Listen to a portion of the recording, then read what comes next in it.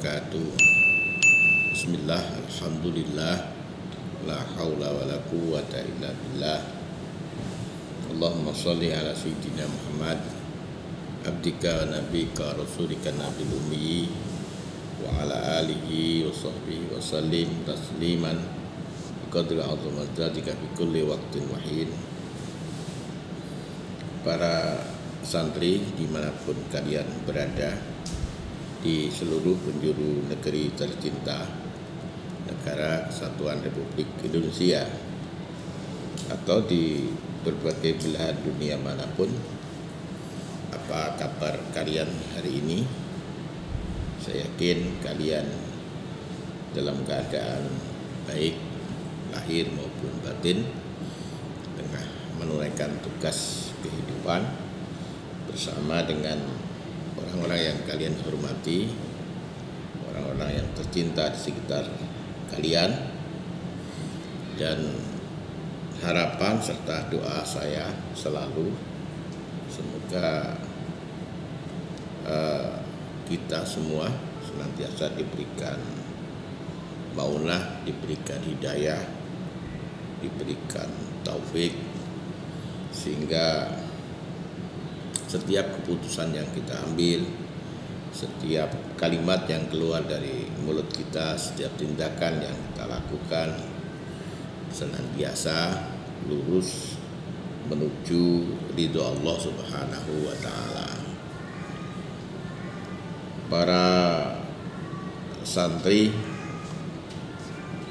jangan pernah lupa bahwa kita hidup ini ada satu tugas, yakni beribadah kepada Allah Subhanahu wa Ta'ala. Setiap produk dari diri kita, apa itu produk dari anggota tubuh kita atau produk dari pemikiran-pemikiran kita, atau produk dari imajinasi kita, harus kita persembahkan kepada Allah Subhanahu wa Ta'ala. Karena itu setiap produk yang pertama harus baik menurut syariat. Kita boleh berpikir tentang sesuatu, tapi pemikiran itu harus dalam koridor syariat. Kita boleh berimajinasi, imajinasi itu harus dalam koridor syariat. Kita bisa berbuat sesuatu, maka sesuatu ini harus dibingkai oleh syariat. Yang kedua, harus kita lakukan dengan ketulusan lillahi ta'ala. Jangan melakukan sesuatu karena mengharap selainnya, pujian dari sesama, apresiasi dari sesama, puja dan sanjung dari orang lain dan seterusnya. Karena semacam itu tidak ada gunanya dan ujungnya pasti penyesalan. Maka kita persembahkan dengan tulus kepada Allah. Allah, hari ini saya melakukan ini, semoga Engkau terima sebagai karya, sebagai sebuah ikhtiar, sebagai sebuah perbuatan. Moga-moga Engkau menjadi ridho. Ketulusan ini yang kadang-kadang membuat Allah ridho. Allah tidak selalu melihat besar dan kecilnya sebuah aktivitas, sebuah perbuatan. Kadang-kadang perbuatan yang sederhana tapi dilakukan dengan ilmu, kemudian dengan ketulusan, maka Allah menjadi ridho. Kemudian mengangkat orang itu dalam kedudukan rohani yang tinggi, bahkan mungkin menjadi walinya. Dan yang ketiga adalah lakukan sesuatu itu dengan sangat sungguh-sungguh, sehingga perbuatan mungkin sekadar melihat sesuatu bagi seseorang yang tidak menyadari bahwa segalanya harus kita persembahkan kepada Allah, maka melihat pun hanya karena tertarik. Melihat pun mungkin didorong oleh keinginan-keinginan manusiawinya. Tapi bagi orang yang menyadari bahwa kehidupan ini adalah pengabdian kepada Allah, maka aktivitas melihat ini juga harus dilakukan dengan ilmu, harus dilakukan dengan sangat tulus, harus dilakukan dengan sangat sungguh-sungguh. Maka aktivitas melihat itu, kecuali akan bernilai ibadah kepada Allah, juga pasti memberikan manfaat besar bagi kehidupan kita di dunia. Saya percaya para santri akan bisa melakukan hal-hal yang seperti itu karena ilmu kalian cukup, pernah ngaji cukup lama, dan sampai saat ini tetap menjadi seorang pencari ilmu. Allah pasti memberikan hidayah sehingga kalian mampu untuk melakukan segala sesuatu hanya untuk Allah Subhanahu wa Ta'ala. Para santri, sebelum saya teruskan vlog ini, jangan lupa like, subscribe, dan share ke media sosial yang lain agar vlog ini berkembang dan nilai-nilai baiknya yang ada di dalam vlog ini barangkali ada bisa menyebar ke masyarakat yang lebih luas, ke pembaca yang lebih luas, ke pemirsa yang lebih luas, maka akan punya nilai lebih besar. Dan bagi kalian yang sudah subscribe, saya sampaikan tentu terima kasih banyak. Harapan saya vlog yang mampir di pintu gawai kalian, khususnya vlog kali ini, bisa mendorong kita yang pertama untuk benar-benar memperhatikan panutan, teladan, contoh. Yang kedua, punya kesadaran bahwa kita hanya meneladani orang-orang yang mendapatkan sertifikasi baik dan pantas diteladani dari Allah dan Rasulnya. Dan yang ketiga, jangan pernah lupakan cerita-cerita baik di masa lalu, karena Al-Quran sendiri isinya adalah diantaranya adalah sebuah cerita. Oleh karena itu, kalau ada isu-isu bahwa pelajaran sejarah akan menjadi pelajaran pilihan, dan kemudian kita khawatir bahwa nanti anak-anak kita tidak ngerti tentang sejarah, jangan pernah itu terjadi pada diri kita, karena sejarah bukan masalah kurikulum. Sejarah ada di dalam Al-Quran. Kita harus tetap menjaga sejarah, punya kesadaran tentang sejarah, khususnya sejarah yang terdapat di dalam Al-Quran, yang berisi orang-orang yang dimuliakan Allah dengan segala perjalanannya, dan orang-orang yang dihinakan, dimurkai oleh Allah, agar kita semua bisa mengambil iktibar. Para santri, kali ini saya ingin bercerita tentang seorang sahabat, namanya adalah Abu Ayyub Al-Ansari. Sahabat ini ya istimewa, semua sahabat pasti istimewa karena beliau ditakdir oleh Allah dekat bertemu dengan Nabi, dekat dengan Nabi. Ini sudah takdir yang memang Allah kendaki. Yang kedua, orang yang bertemu Nabi, dekat dengan Nabi, dan beriman kepada Nabi. Dan yang ketiga, dia dekat dengan Nabi, iman kepada Nabi, juga intensitas pergaulannya ini lebih dekat ketimbang sahabat-sahabat yang lain.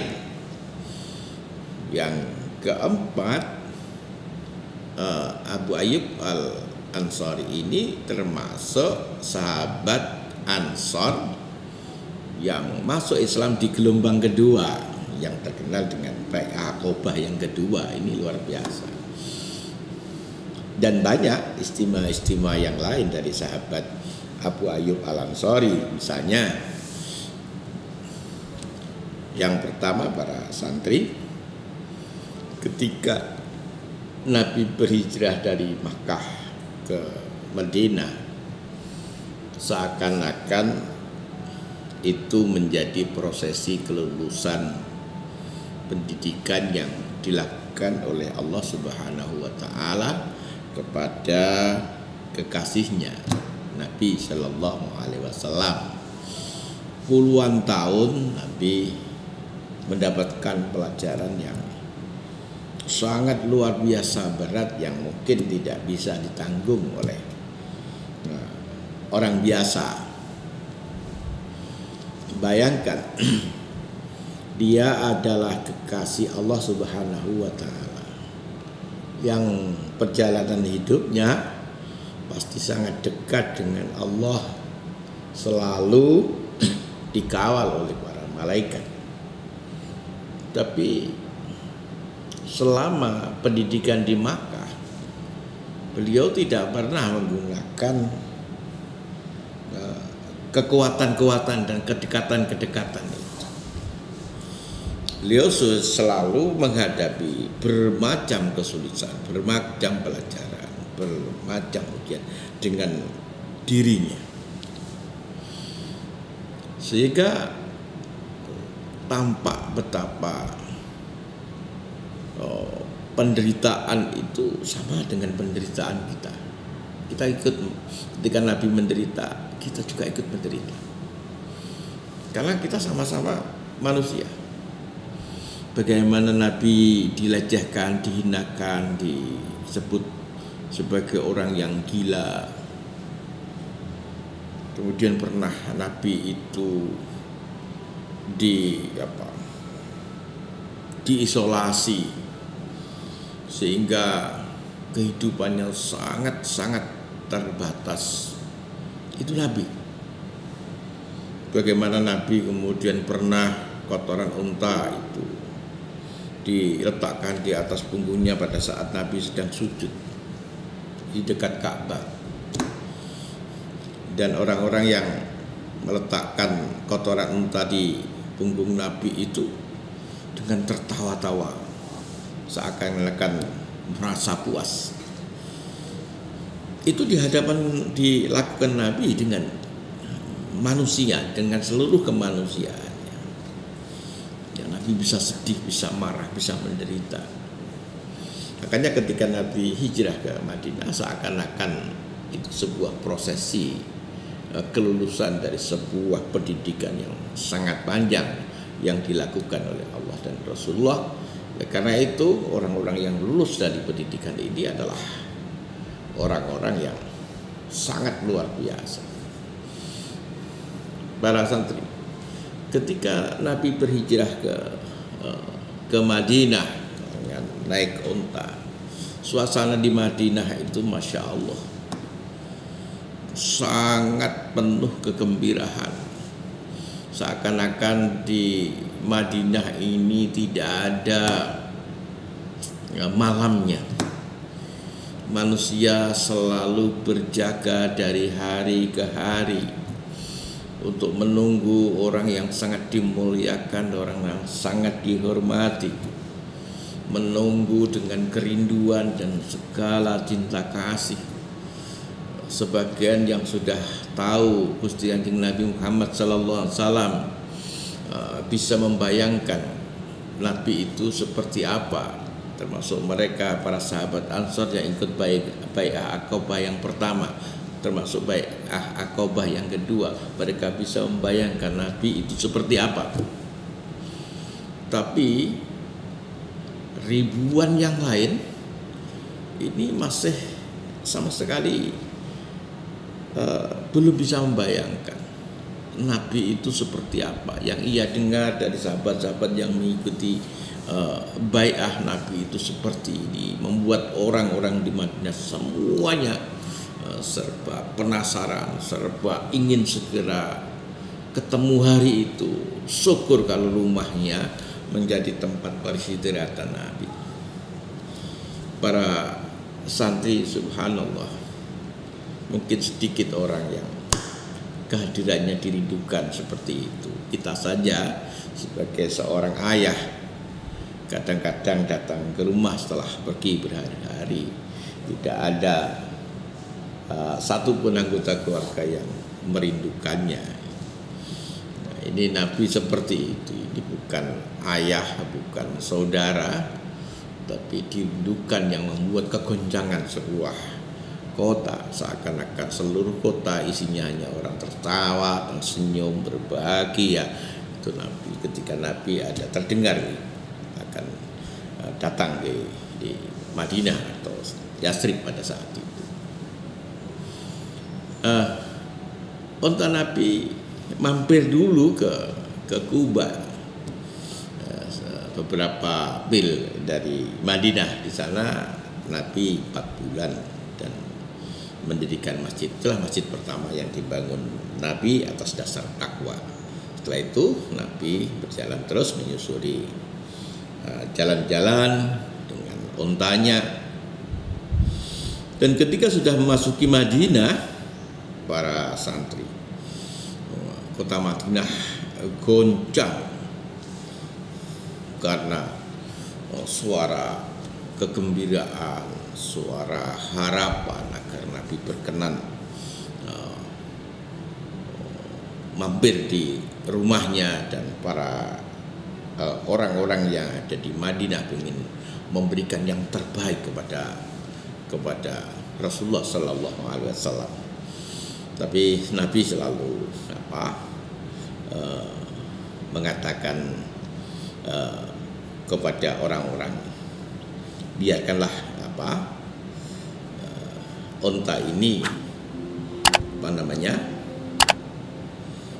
berjalan dengan sendirinya. Kata Nabi, khallu sabilaha fa innaha ma'muratun. Biarkan ia berjalan karena ia diperintah oleh Allah untuk memastikan rumah mana yang dipilih agar aku bisa sementara istirahat di tempat itu.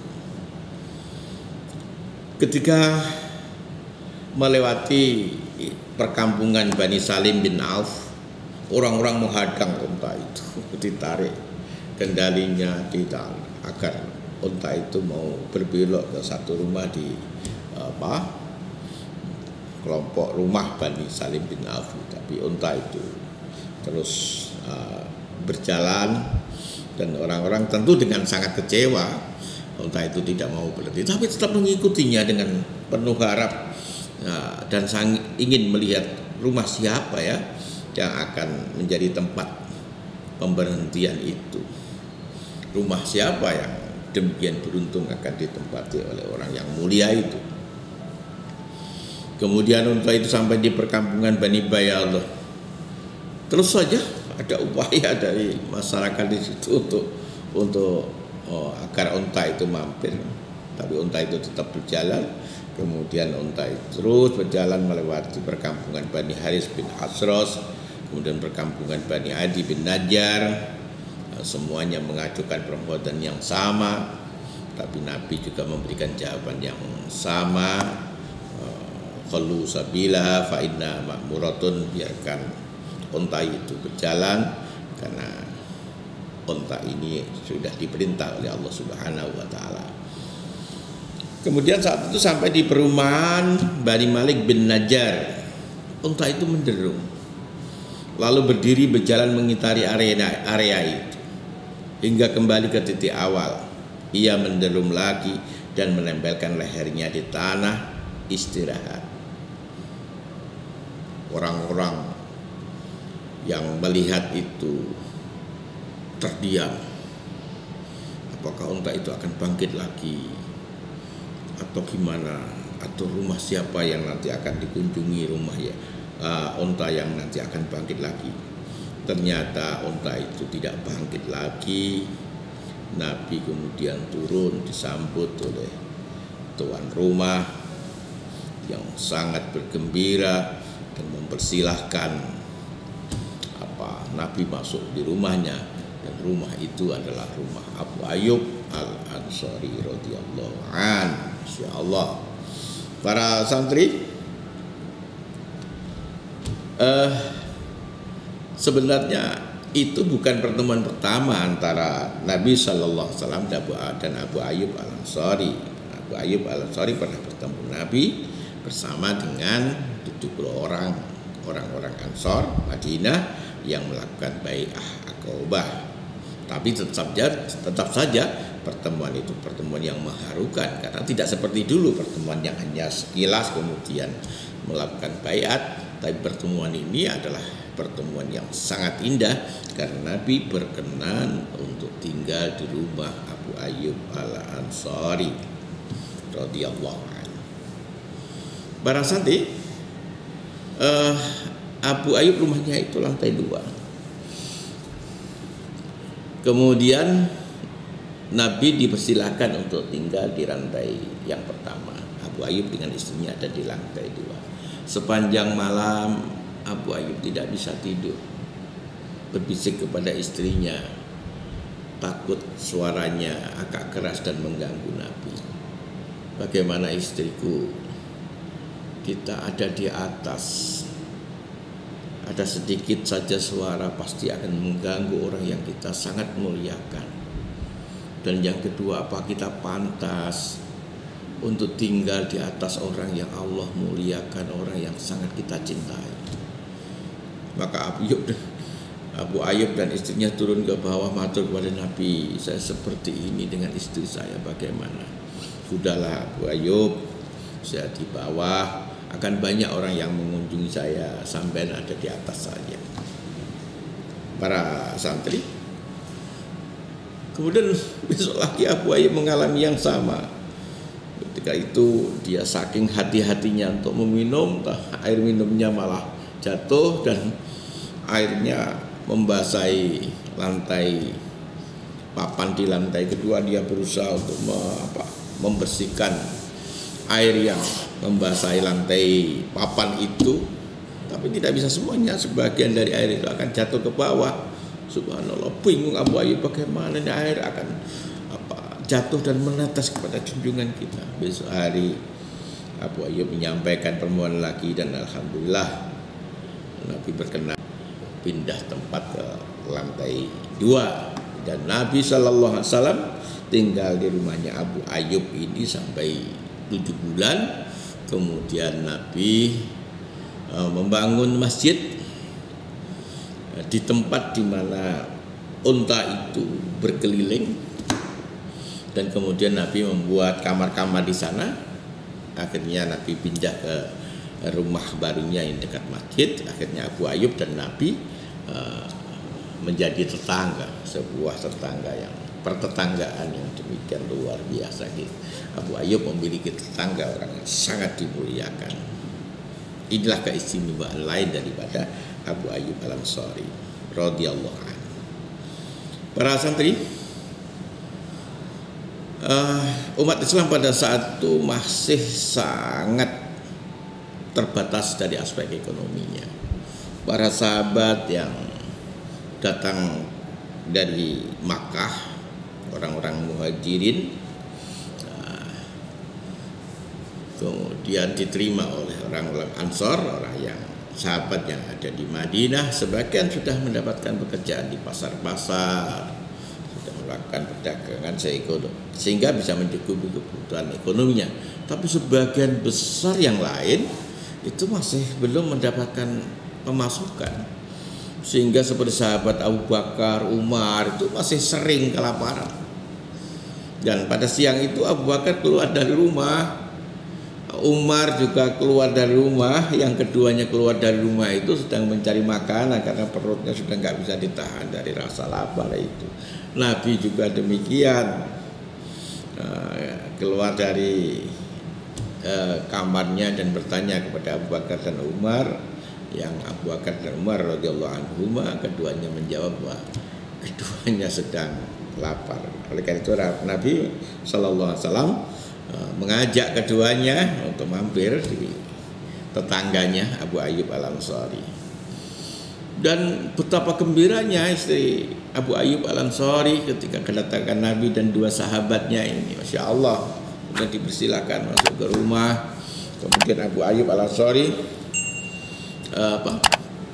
yang agak jauh sedang memetik kurma, terdengar suara Nabi, ia mengambil kurma stand dan kemudian dihadapkan kepada Nabi. Nabi berkata, kok banyak sekali Abu Ayyub, ambilkan saja yang matang beberapa untuk saya dan dua sahabat saya. Tidak Nabi, saya ingin panjenengan dahar yang cukup dari kurma yang sudah matang ini dan juga yang sebelum matang ini. Nabi, saya ingin memotong kambing. Oh ya, nggak apa-apa, tapi potonglah yang tidak banyak susunya. Para santri kemudian Abu Ayyub memotong kambing dan dimasak. Istrinya yang pintar sekali masak, kemudian dihidangkan kepada Nabi dan dua sahabatnya. Dan Nabi bersabda pada saat itu, ini ada sepotong ini, tolong kirimkan ke Fatimah, karena sejak pagi tadi saya lihat Fatimah juga belum makan sesuatu. Subhanallah, para santri, orang mulia seperti Nabi Sallallahu Alaihi Wasallam, para sahabat Abu Bakar, Umar, Sayyidah Fatimah pada saat itu masih sering kelaparan. Betapa beliau adalah dekat dengan Allah yang menguasai segala langit dan bumi. Tapi kesabarannya untuk mendapatkan pelatihan rohani, perhatian spiritual, sehingga sempurna spiritualitasnya, karena dia akan memimpin zamannya, bukan hanya zamannya tapi hatta akhir zaman, sering kelaparan bersama dengan para sahabatnya. Itulah sekelumit cerita yang lain tentang bagaimana istimewanya satu sahabat ini, Abu Ayyub Al-Ansari radhiyallahu an. Para santri, Nabi memang punya kecintaan khusus terhadap Abu Ayyub, sehingga Nabi mengirimkan budak kecil kepada Ayyub. Ayyub, ini saya biar ikut kamu, bisa membantu istrimu untuk kehidupan sehari-hari. Ini menunjukkan betapa Nabi sangat perhatian terhadap Abu Ayyub dan keluarganya. Abu Ayyub menerima itu tentu dengan sangat gembira. Tapi anehnya dia tidak memanfaatkan budak kecil itu untuk membantu. Justru dia ingin menghormati pemberian Nabi itu dengan memerdekakan budak ini. Subhanallah. Abu Ayyub Al-Ansari itu hal yang lain, keistimewaan yang lain dari Abu Ayyub Al-Ansari. Para santri dan yang selanjutnya, Abu Ayyub ini adalah orang yang selalu mengikuti Nabi dan bertempur bersama Nabi terus sampai Nabi wafat. Dia hanya tertum keadaan dur. Bahkan beliau selalu mengikuti pertemuan sampai Muawiyah bin Abi Sufyan. Waktu itu terakhir Muawiyah bin Abi Sufyan sedang menyiapkan pertempuran untuk menaklukkan Konstantinopel di bawah pimpinan putranya Yazid. Waktu itu Abu Ayyub sudah usia 80 tahun, para santri. 80 tahun sudah. Tapi beliau ada di garis depan, bertempur layaknya seorang pemuda, bertempur layaknya singa yang sedang mempertahankan sesuatu, layaknya kuda perang yang tidak pernah ada kata takut dan mundur, karena di dalam hatinya hanya ada satu keinginan untuk menegakkan, menyebarkan agama ini. Dalam pertempuran itu beliau usianya sudah 80, dia sakit. Kemudian sebelum wafat beliau berpesan, para sahabat terus maju ke depan, teman-teman maju ke depan sampai bisa ditaklukkan benteng Konstantinopel itu. Dan aku tolong bawa jenazahku, bawa ke depan dan makamkan di bawah pagar benteng itu. Para santri, betul, Abu Ayyub Al-Ansari meninggal dunia tentara pasukan kecuali membawa senjata dan perlengkapan pertempuran yang cukup, juga membawa jenazah Abu Ayyub Al-Ansari radhiyallahu anhu. Sedikit demi sedikit, meter demi meter pasukan bisa maju dan akhirnya bisa mendekati benteng, dan Abu Ayyub dimakamkan di bawah pagar benteng itu. Subhanallah. Inilah para santri sekelumit cerita tentang seorang sahabat yang luar biasa, Abu Ayyub Al-Ansari, yang rumahnya menjadi tempat tinggal pertama Rasulullah Sallallahu Alaihi Wasallam ketika beliau hijrah ke Madinah. Bukan 1-2 hari, tapi 7 bulan. 7 bulan beliau tinggal di rumahnya Abu Ayyub Al-Ansari. Bagaimana seandainya rumah kita kemudian Nabi berkenan tinggal di rumah kita, insya Allah. Itu para santri kalau kita hari ini, moga-moga bermanfaat. Akhirat, assalamualaikum warahmatullahi wabarakatuh.